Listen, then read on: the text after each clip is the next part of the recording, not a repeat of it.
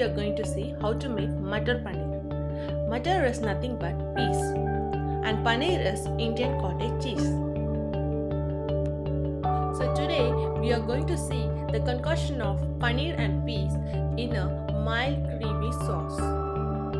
This sauce is similar to the butter chicken sauce that I showed earlier. The only difference is here I am going to add some cumin powder and some cashews. And chicken is replaced by paneer and peas.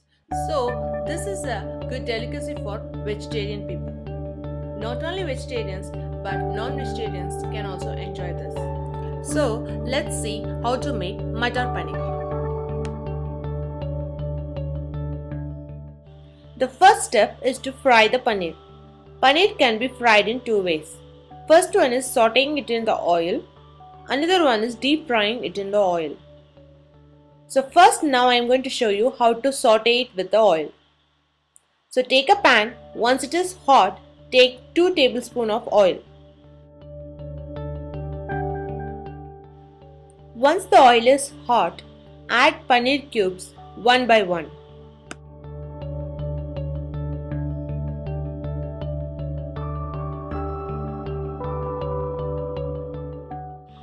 Once the paneer gets crispier on one side, turn it to the other side so that it gets cooked and crispier on the other sides too. Do this very carefully or paneer will crumble and fall off.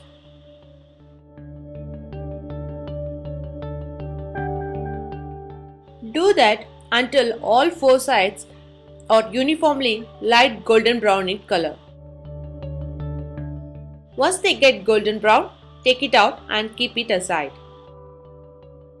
Now let's see how to deep fry paneer in the oil. Take a pan. Once it is hot, add like a cup of oil. Let the oil get hot. Once it is hot, add paneer cubes one by one. Slightly move the paneer around the pan so that it doesn't stick at the bottom of the pan. At the same time, be careful in moving, otherwise paneer would crumble and fall apart. Usually it is not required to fry the paneer or saute it. You can directly add the paneer to your gravy. But we kind of like the fried paneer better than the regular one. So I go an extra step to fry the paneer. If you feel you don't have to fry your paneer, don't do it. Just add them directly to the gravy. Once it is golden brown, take it out. Put it in a paper towel so all the oil is absorbed. Then keep it aside.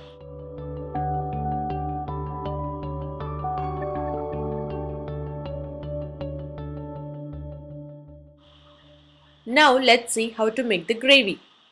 Take a pan and add a teaspoon of oil. Let it get hot. Once the oil is hot, add 1 big size onion cut into big cubes and 2 green chilies. It is okay to cut the onions into big cubes because we are later going to grind it into a puree. This recipe calls for cashews, but don't add the cashews directly to the oil because cashews can fry quickly. So it may be blackened before the onions are wilted properly. So let's add later on the top of onion so it doesn't burn quickly. Add a teaspoon of salt so the onion gets cooked faster. Salt helps in releasing the moisture from the onion so the onion will cook fast. Add a teaspoon of turmeric powder. Turmeric powder needs to be cooked well in the oil. If it is not cooked, it will give you a raw taste in the recipe. But if you add it to the oil, it will burn. So add it to the onions instead so it will get cooked along with the onions. Saute them very well until the onions are half cooked.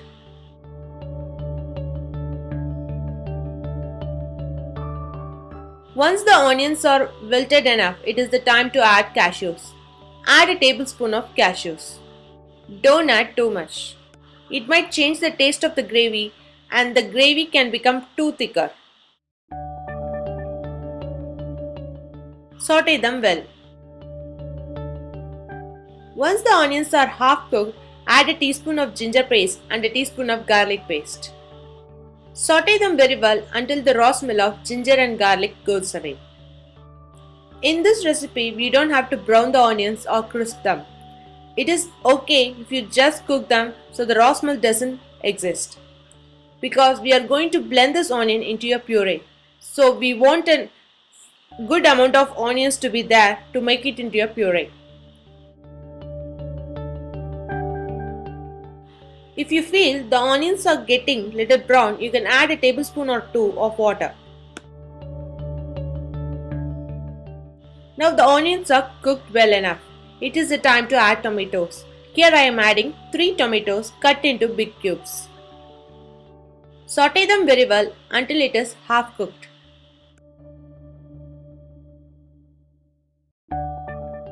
Once they are half cooked, add half a teaspoon of cumin powder, 2 teaspoons of coriander powder, 2 teaspoons of chili powder, and 1 tablespoon of dry Kasoori Methi leaves. Crush them between your palms of the hand and make it into a powder and add to the gravy.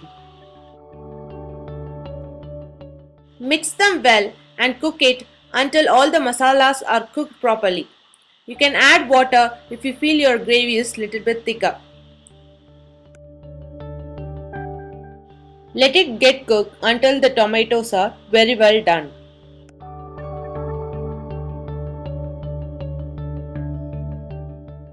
Now we are going to make a puree out of this mixture. If you are using immersion blender like this, take the gravy off the stove and then blend it. If you are using regular blender, let the mixture cool for some time and then blend it. Otherwise, the hot mixture may splash on your face.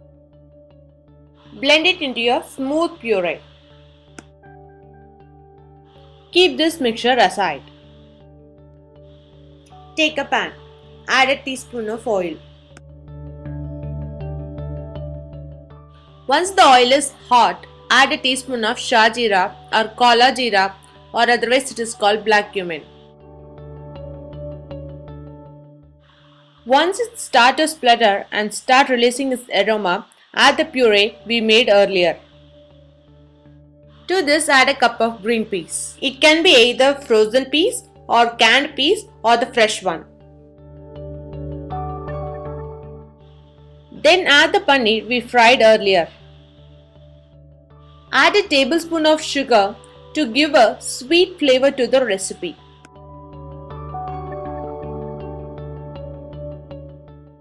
Finally, add half a cup of cream. Once you add cream, don't cook longer. Switch off the flame. Transfer it to a serving container. So, Mattar Paneer is ready. This goes well with naan and pulao. But you can also have it with rice and roti. This is how you make Mattar Paneer. I hope you enjoyed my recipe of Mattar Paneer. Until we meet up in the next recipe, ta-ta, bye-bye.